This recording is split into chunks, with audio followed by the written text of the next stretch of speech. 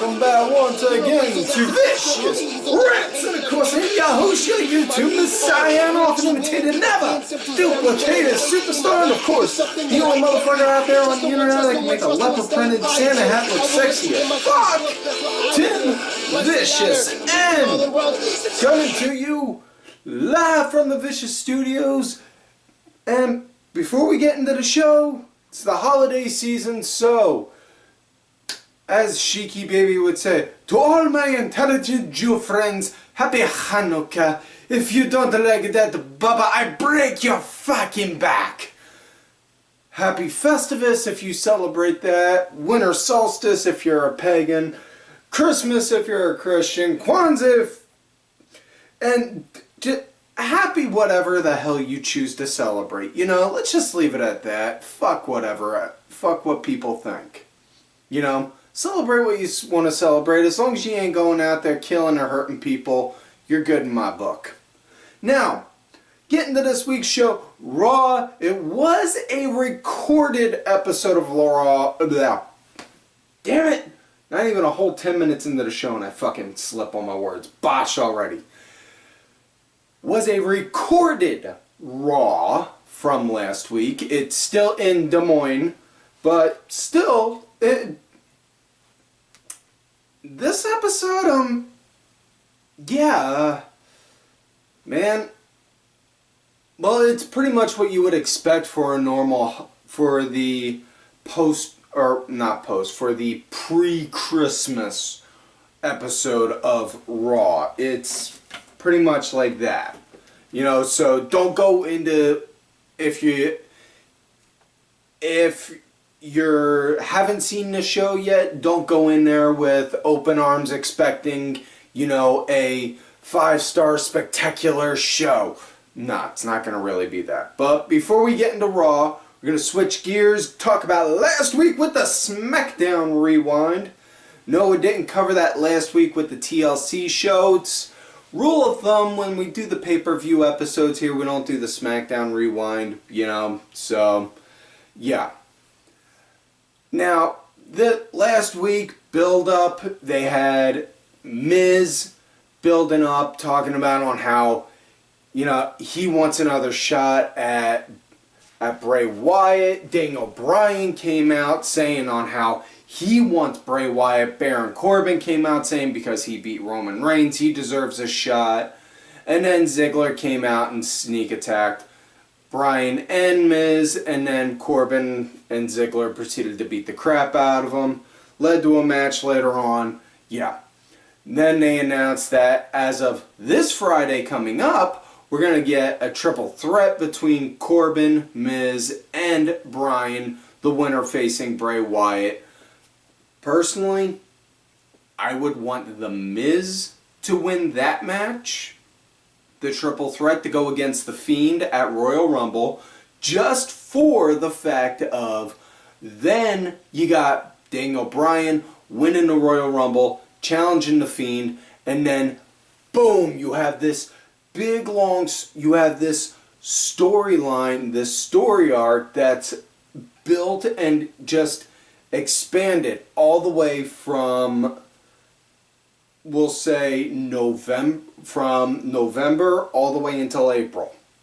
And let's be honest, given any type of storyline nowadays, that's pretty damn extensive, and that's a long stretch for a story. Now, that said, other stuff that did happen on SmackDown, Otis, God bless, Otis officially became the greatest man in wrestling, as well as every male wrestling fan, the one person every male wrestling fan was completely jealous of all at the same time because of the fact that Mandy Rose wanted to plant one right on him, and that look on his face of, holy shit, it finally happened. Yes, let's all just admit the fact a Otis Mandy Rose love story is a hell of a lot, sounds a hell of a lot more interesting than a Lana Bobby Lashley story. That's the God's honest truth. And also, yeah, Otis, happy for you, bud. You shot your shot. Followed rule of life number 15, never be afraid to shoot your shot. With the hottest girl in the room, you did, you succeeded, but at the same time I can't help but feel, damn it! Damn! That means I could have had a chance now. So yeah, those are the big things that happened last week on SmackDown.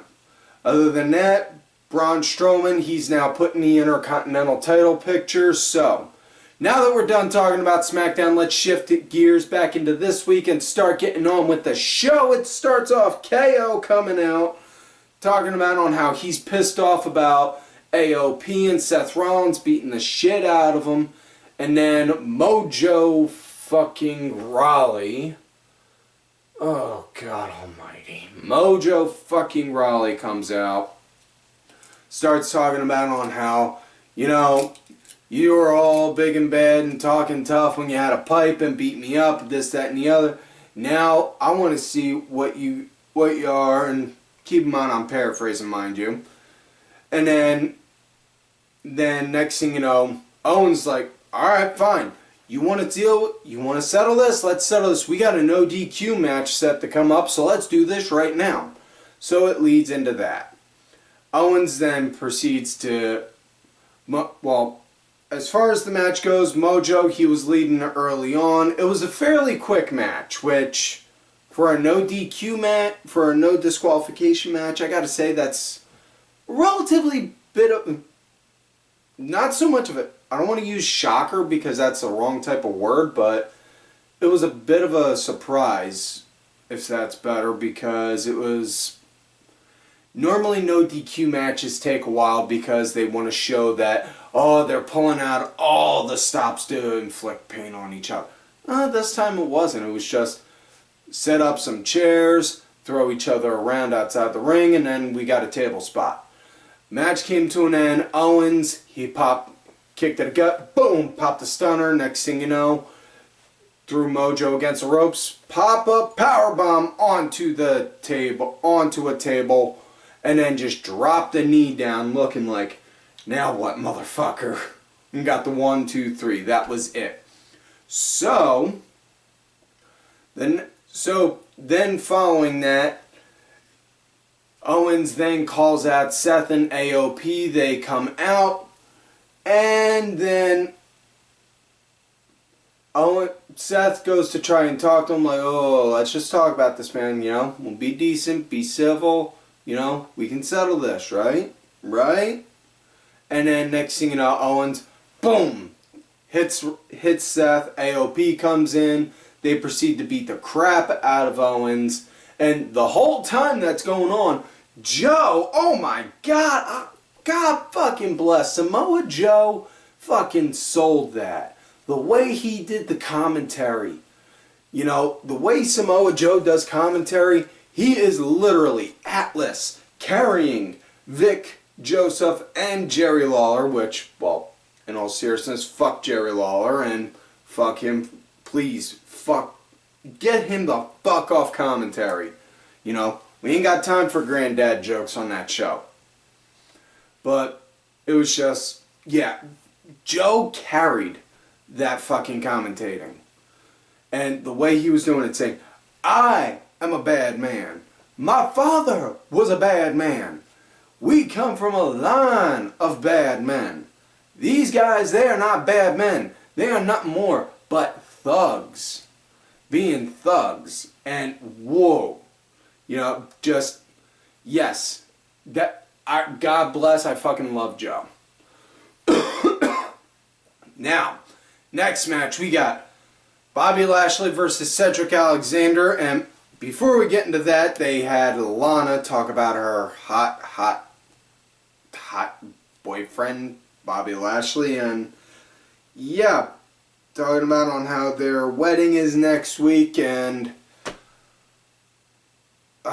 yeah, because a wedding on Monday Night Raw has never gone wrong without a hitch, right? Right? I think the most closest to a fully functioning, perfectly fine wedding was Kane and Lita.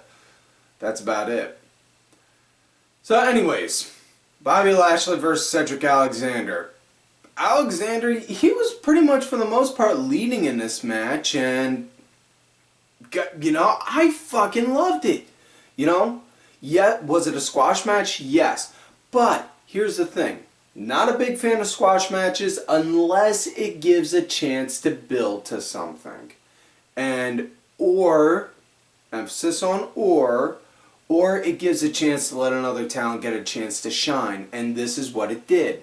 Because we all know Cedric is an amazing talent. We all know he's good and he's got skills for days. You know? Hell, I remember seeing Cedric busting his ass in Ring of Honor just to try and get time on TV. You know? And it's just, seeing where he's come, it's just fucking amazing. And if anything, I hope for nothing but the absolute fucking best. You know? Now, that said, obviously, like I said, squash, it was to be expected. Lashley got the win with the spear. Next matchup, we got Zack Ryder versus Drew McIntyre, which, yeah, you can expect what that was. McIntyre pretty much killed Zack Ryder, and then he proceeded to kill Curt Hawkins right afterwards. McIntyre, I definitely see him chasing after Brock at some point soon. If not Brock, then the guy who takes the belt off of Brock. Next up, we got back-to-back squash matches. Now, like I said, normally not a big fan of squash matches unless they build to something, and these two did.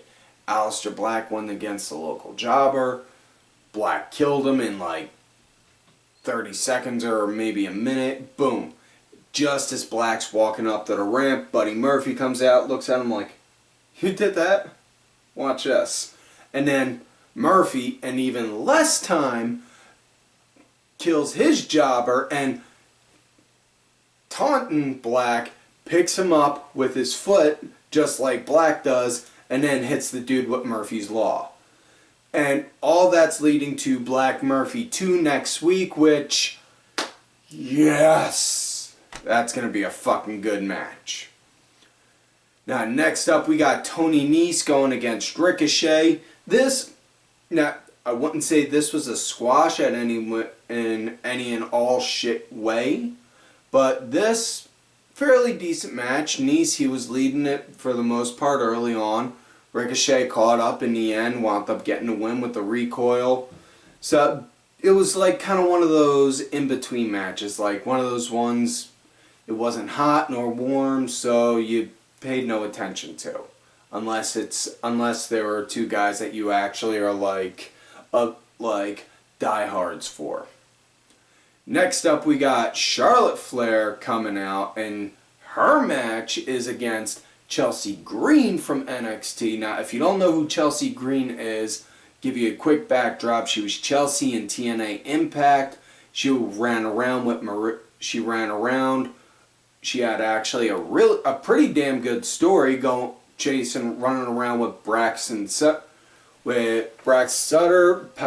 aka Pepper Parks, who was Allie's real life wife, and you know, she was also in Lucha Underground for a short bit. Had a hell of a run there for her short time there for a cup of coffee, and then got into NXT. You know, really like the idea that, you know, the NXT girls are getting a chance to come up and have these matches, even if it's just a squash match, because you know why? It gets them noticed. That's what it is, point blank. People have been saying, including myself, including yours truly, have been saying for a while, you know, they signed Deonna Purrazzo, they signed Chelsea Green, they signed this girl, they signed that girl. When are they going to put them on? Well, last week, they had Santana Garrett they had Santana Garrett on NXT. After X amount of time saying, when are they going to put her on? When are they going to put her on? When are they going to put her on? They put her on. Been saying, when are they going to give Deonna Purrazzo some TV time? When are they going to give her it? When are they going to give her it? She got TV time. She got to show the world what she can do with Asuka. Chelsea Green got out there. Now, she is a hell of a talent. Don't let the looks fool you. This girl can go and This girl can go. And if you don't know, also, she was in the match at All In. She was in the match at All In. She was in the Fatal 4-Way with the women's match there. Definitely recommend checking that out. As far as the match went, really liked on how, absolutely loved on how Green got a chance to go out and shine. She got to show everyone what she can do. Match, though, ultimately came to an end with Charlotte getting a figure 8 in. So now we come to next matchup. Randy Orton and the Raiders going against the Good Brothers, the Club, Gallows, Anderson, and Styles. Now, Raiders were leading up at the start. Erick then wound up becoming a team punching bag. Randy got the hot tag, cleaned up house. Then they cut the break. Excuse me. Then they cut the break. After that, Randy then proceeded to become the team punching bag, which I gotta tell you, being a tag team guy, I absolutely like this idea with on how they do the tag team matches with that now, having multiple people be the punching bags, not just the one person going in there getting put on the ass end of an ass whooping, having the crowd chomping at the bit like, come on, just tag that guy in, tag that guy in. No, because then you get another chance for it. You get a chance for like, oh yeah, now they're in, oh, come on. They had to cheat like that. They had to do that. And then it builds up more hype. You know? Now, Randy, he was the punching bag after the break. Ivar winds up coming in eventually, helps clean up house. Randy eventually becomes the legal man again. Match comes to an end when Randy, he's starting to throw out RKOs. He hits one on Carl Anderson. He goes to hit one on Gallows, but he goes to do it. Gallows pushes him off. Randy lands on his feet but tweaks his knee, and the knee's heavily bandaged from the beating he already got beforehand. Last week. Next thing you know, Uncle Allen, he pops off the rope. Boom, hits him with a phenomenal forearm. 1, 2, 3, that's it. So, looks like they're going to extend the feud between Styles and Orton, most likely into Rumble. So now we come to another squash, Rowan versus Jobber. This time it was a guy who, and I'm not saying this in an insultive way, but just based on visual comparison, the guy kind of looked like Christopher Daniels with a whole bunch of tattoos and plugs in his ears.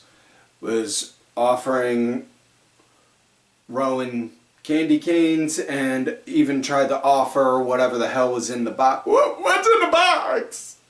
What's in the box. Candy canes, and then Rowan killed him. Yeah. So now we come to the next match. Rusev coming out, talking about, cutting a promo saying, you know, I got a lot of mixed emotions now. A lot of people should say I should be mad about Lana getting married to Bob. But, honestly, I can't think of, I should be upset, I should fight or do something, but honestly, I can't think of a better form of punishment for Bobby Lashley than to have him marry Lana, which, honestly, that is the best line ever in regards to this story, because I have known plenty of dudes that have gone through divorces and have had big time divorce parties. Yes, divorce parties are a thing. And when they've done those parties, here's to such and such. May he have to deal with all the batshit craziness that my ex had. Here. Yeah. So, it was Rusev against No Way Adam Rose. I mean Jose. And then Rusev pretty much killed him. Got him with a super kick. And then after that, hung out with the conga line. A couple of the girls were kissed. He was like, oh. So, maybe we'll get handsome Rusev once again. I mean, he is a bachelor now. So now we come to main event of the night. Rey Mysterio against Seth Rollins. Now we're seeing Seth slowly turn back into his old heelish like ways, because he has just on one glove on his hand. Because we all know villains only wear one. Okay, bad example. He's wearing a glove again. You know, like he was when he was a villain, when he was a heel before. Anyways, as far as the match goes, good back and forth. Really dug it. I would have to say, honestly, this really was the match of the night. You know, I dug it. It had a good pace, nice style. These two guys connected, and they were good. I dug the shit out of it. Now, match came to an end. Ray, he hit the 619 just as he was going up to the top to go and drop the dime. Next thing you know, AOP came in, run shot, so ref called for the match, DQ. Then they proceeded to beat the shit out of Ray, drag him up to the ramp, went to go clear the commentating table. Vic and Lawler left. Joe just sat there, you know, because, well, you know, and here's the thing. While the stereotype of Vince liking body guys, the big muscular guys, yes, that is true. You know, however, you listen to enough interviews, podcasts, and such, you also know for a fact Vince also likes those big, burly, badass dudes. The guys that you look at, that you just look at, you see sitting at the end of a bar with a bottle of bourbon, just throwing shots back all night. You just look, you're like, I don't want to fuck with that. That's a dude you don't want to fuck with. That's a dude you don't want to mess with. That's the kind of dude Joe is. And Joe was just sitting there, just like that, looking at AOP. I know you boys are wanting me to move, but I'm not. I want you boys to know right now, I get out of this chair, it ain't the run. It's the deal with you two. And then Joe just gets up like that, gets like this. Doesn't even get up yet. Seth runs in between them like, whoa, whoa, whoa, whoa, whoa. Guys, our issue isn't with Joe, it's with Ray. Joe, sorry about this, you know, don't mean nothing on that, and all this, that, and the other. Starts apologizing like crazy for it. And then, after he's all done, while he apologizes to Joe, then he turns back to AOP. That's when Joe gets up, drops the headset, takes off his blazer, starts unbuttoning the cuffs on his sleeves. And then he's looking like, all right, come on, we gonna do this or what? Come on. And then it's like, whoa, it's all right. And then you see Seth walk off, say to AOP, finish him. And then they proceed to beat the crap out of Joe and then slam him through the table. And then Ray gets a curb stomp right on the entry ramp, and that's on how the show ends. I absolutely fucking dug it. We all knew this was eventually leading to Joe coming back into the ring, going after Seth. My guess personally, I think they're going to wind up extending the Owens-Seth feud and then put Joe and Ray together against AOP. And I'm all for that.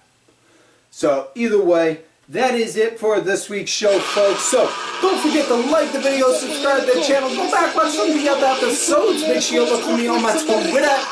Tim Vicious also got a Facebook gimmick, Tim Ash. If you're going to look for me on my Facebook gimmick, make sure you let me know you found me on there from here. On the Twitter, Tim Vicious saying you got your pre-John going. Big ups to contributor of the show, LFC Lingerie Fighting Championship. A little bit of wrestling, a little bit of men, and a whole lot of women wearing a whole lot of nothing, wearing very little next to nothing. Highly recommend y'all check them out. Also, they got their 2020 DVD calendar up. Definitely recommend that. Also, folks, excuse me, big ups to my executive producer, Ali Rewind Ben, who did provide the music for this week's show. Make sure you check it out. It's on iTunes, Spotify, and such. Details are down below. If you also want one of these sweet Ali Rewind shirts, hit me up and I'll talk to the man for you. Show him some love and support. Also, don't be afraid to check out his Facebook gimmick under Hie Enriquez. And folks, don't forget to check out these cool ass cats right here on the Twitter. Axel Mulligan, Kenny Killer, DSB_IV, Diabolica RA, Sergeant Curry Pants, Dazzy MWP, and my good brother Zeke, TSUNDERE_ZEE. And folks, like I always tell you, you love me great, you hate me. Fuck you.